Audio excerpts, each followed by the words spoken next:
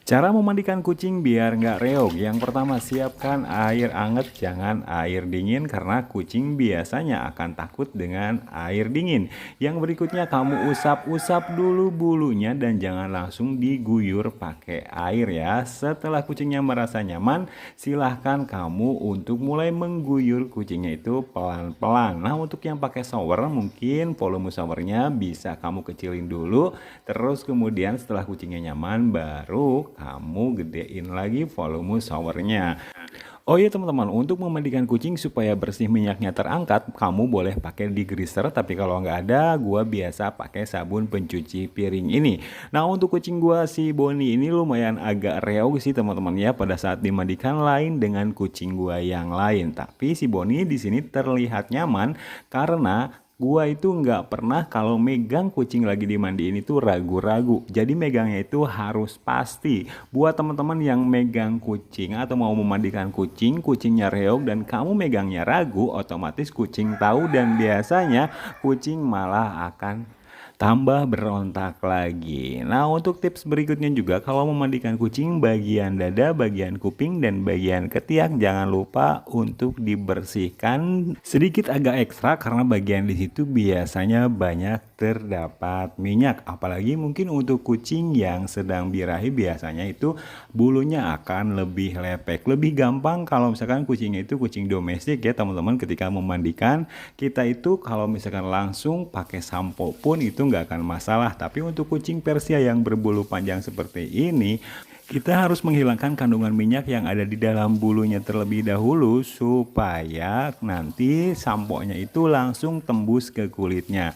Karena kalau misalkan kamu itu langsung memakai sampo tanpa menghilangkan minyak terlebih dahulu, menurut gua sampo itu hanya akan bekerja di atas bulunya saja tanpa masuk atau tanpa bisa membersihkan juga ke dalam kulitnya. Jangan lupa juga teman-teman untuk selalu mengecek kebersihan telinganya. Takutnya ya ada kotoran ataupun serangga yang masuk. Nah, ini untuk samponya gua pakai samponya dari Maxpau yang menurut gua untuk sampo kutu dan juga jamurnya itu bukan hanya menghilangkan kutu atau membuat kutu mati, tapi juga mampu untuk membersihkan bulu dan juga kulit kucing teman-teman ya. Siapa nih di antara teman-teman yang nggak pernah mandiin kucingnya sendiri, malahan kamu itu lebih mempercayakan untuk memandikan kucingnya itu ke pet shop ya. Mending kalau misalkan pet shopnya itu pet shop yang profesional. Kalau misalkan pet shopnya itu tanpa sekolah, hanya insting untuk memandikan saja, biasanya maaf nih teman-teman ya, menurut gua perlakuannya akan beda dengan pemiliknya pada saat kucing itu ngambek ataupun ngereog saat dimandikan teman-teman ya.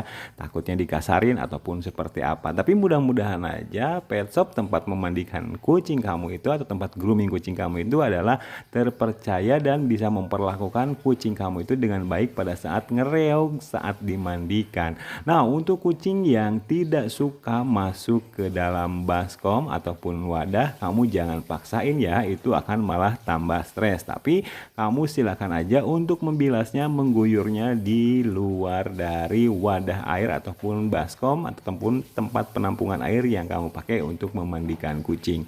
Seperti halnya kucing gua si Boni ini, dia itu beda dengan kucing gua si Ucup yang suka dengan berendam di dalam baskom ataupun wadah ya.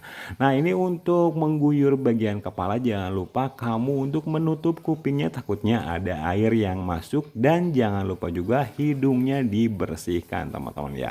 Ini untuk menghilangkan sampo butuh beberapa gayung supaya benar-benar si busanya itu hilang. Karena kalau misalkan busa dari sampo itu kurang bersih pada saat dimandikan, itu akan berpengaruh menjadi kerak di dalam kulitnya. Setelah kucing itu beres dimandikan, step yang berikutnya yaitu mengeringkan bulu kucing. Kalau misalkan kucing kamu terlalu stres pada saat di hair dryer, kamu boleh mengeringkannya dengan menggunakan kanebo seperti yang gue lakukan, dan nanti kamu bisa jemur kucing kamu di bawah sinar matahari, tapi jangan terlalu yang terik-terik banget teman-teman ya, cukup yang ada panasnya tapi ada anginnya juga, jangan sampai kayak disimpan di tengah halaman rumah yang benar-benar panas, itu kasihan teman-teman ya. Tapi buat teman-teman yang punya hair dryer terus kucingnya juga nggak terlalu stres pada saat di hair dryer, silahkan aja untuk mengeringkan bulu kucingnya dengan menggunakan hair dryer.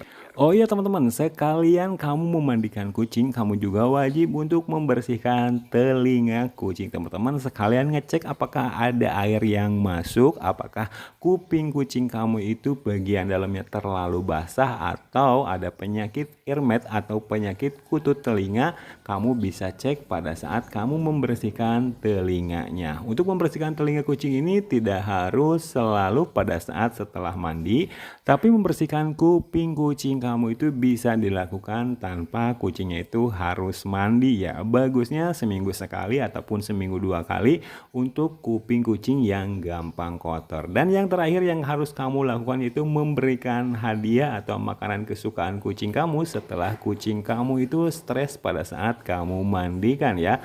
Supaya apa? Supaya dia tahu kalau misalkan hal yang menyebalkan yaitu mandi, akhirnya kucing kamu itu akan mendapatkan reward atau hadiah dari kamu yaitu cemilan atau makanan kesukaannya. See you!